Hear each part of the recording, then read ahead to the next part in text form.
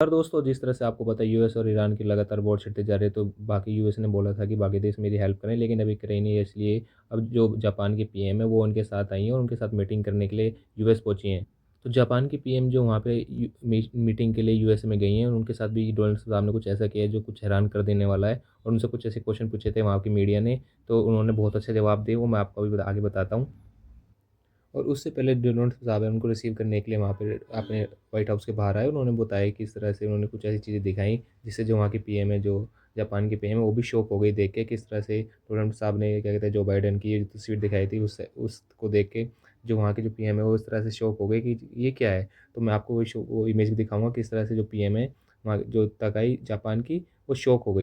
तो Donald Trump साहब उनको लेके आ रहे थे इस गैलरी से अंदर। यहाँ पे लगातार उनकी फ़ोटोज़ लगी हुई हैं प्रेसिडेंट की, अलग अलग, जिससे लगातार जैसे हमारे यहाँ फ़ोटोज़ लगी होती हैं राष्ट्रपति भवन में, ऐसे यहाँ पे क्या कहते हैं डोनाल्ड साहब ने फ़ोटो लगा रखे हैं, अलग मिनिस्टर जो क्या कहते हैं प्रेसिडेंट बने, जैसे यहाँ पे ओबामा जी दिखा रहे हैं, फिर ये डोनाल्ड ट्रम्प साहब ने, और देन उनकी फ़ोटो लगी। तो उनकी एक फ़ोटो लगी हुई थी जो बाइडन की, उनके वहाँ बाइडन की फ़ोटो नहीं लगी थी, फ़ोटो के अलावा कुछ और लगा हुआ था, तो आपको तो उनकी इस तरह से फ़ोटो लगी हुई थी, जो बाइडेन का नाम नहीं लिखा हुआ था, नाम की जगह उनका बस एक साइन लगा हुआ था, वो भी एक आर्टिफिशियल मशीन जो उस साइन को करते हुए दिखा रही थी। उन्होंने का मानना है कि उनके जो ऑफिशियल मतलब काम हो रहे थे, उनकी जो मतलब टर्म आई थी, तो उसमें ये काम हो रहा था कि उनकी जो पावर है कोई और यूज़ कर रहा है, तो उनकी जगह उन्होंने ये क्या कहते हैं ये फ़ोटो लगा दी। इससे वहाँ की जो पीएम है, जापान की पीएम, वो शॉक हो गई देख के कि ये क्या चीज़ है। तो ये डोनाल्ड ट्रम्प साहब हैं, कुछ भी कर सकते हैं, ऐसे ही उन्होंने क्या कहते हैं, एक व्यक्ति ने पूछा कि क्या क्या वो अमेरिका ने जापान या फिर उसके अलाई से क्या कहते हैं कंफर्मेशन नहीं लिया या फिर उनको बताया नहीं किस तरह से उन्होंने ईरान के ऊपर वॉर किया।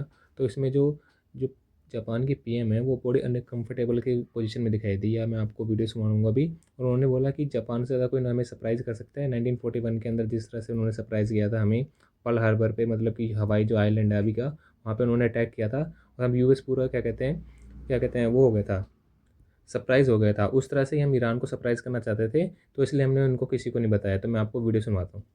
We Japanese citizens. Well, one thing you don't want to signal too much. You know, when we go in, we went in very hard, and we didn't tell anybody about it because we wanted surprise. Who knows better about surprise than Japan? Okay, why didn't you tell me about Pearl Harbor? Okay, right? You know, he's asking me, do you believe in surprise? I think much more so than us. And we had to surprise him, and we did. And because of that surprise, we knocked out the first 2 days. We probably तो Trump साहब जिसका जिक्र कर रहे थे वो ये Pearl Harbor attack हुआ था वहाँ पे यूएस के अंदर 1941 के अंदर 7 दिसंबर को। तो इस अटैक का कर रहे थे, जिस तरह सरप्राइज़ हो गया था। वर्ल्ड वॉर के अंदर वो शामिल नहीं था, लेकिन इस अटैक के बाद क्या कहते हैं यूएस भी वर्ल्ड वॉर के अंदर शामिल हो गया था। उस टाइम जापान की तूतें बोलती थी, तो उन्होंने अब एयरप्लेन के थ्रू वहाँ पे अटैक कर दिया था और पूरी तबाही कर दी थी, क्योंकि यूएस का बेस है, वो मिलिट्री बेस है हवाई के अंदर, और पूरी तरह से तबाह कर दिया था वहाँ के बेस को। तो उस चीज़ का वो बोल रहे थे कि हमारे पे सरप्राइज़ कर दिया। तो इसी सब को देखते हुए फिर भी जापानी जो पीएम है उन्होंने बोला है थैंक यू डोनाल्ड ट्रम्प के साथ, और वो प्रोडक्टिव डे था हमारे साथ, और हमारे रिलेशन आगे ऐसे बनते रहे। इस तरह से उन्होंने इसको लिया है। ये भी ईरान की लार्जेस्ट गैस फील्ड है, उसके ऊपर अटैक कर दिया था गल्फ रीजन में, साउथ पारस। वो बहुत इंपॉर्टेंट है, क्योंकि जो वहाँ पे जो क्या कहते हैं गैस फील्ड है ना, वो सबसे ज़्यादा यही है, क्रूशल एनर्जी सोर्सेज यही है, ईरान की भी और कतर की भी, जो मेनली यहाँ की जो एनर्जी फैसिलिटीज़ हैं, जैसे रास लाफान यहीं पे ही हैं, और यहाँ पे ही वो लार्जेस्ट रिजर्व है, जैसे कि इन्होंने बता रखा है। जो वर्ल्ड की मतलब लगभग ये दिखा रहा है 51 trillion cubic metre natural gas यहीं पे है। ये साउथ पारस है, ये ईरान के पास, और ये नॉर्थ डोम ये कहते हैं कतर के पास। तो इसराइल ने अभी अटैक कर दिया साउथ पारस के ऊपर, तो ईरान ने इसके रेटलेट मतलब कि दोबारा इस पर जवाबी हमला करते हुए नॉर्थ पे कर दिया, जिससे कि जो वर्ल्ड लार्जेस्ट रिफाइनरी थी यहीं पे ही है, जो राफ राइट है यहाँ पे है वो रिफाइनरी।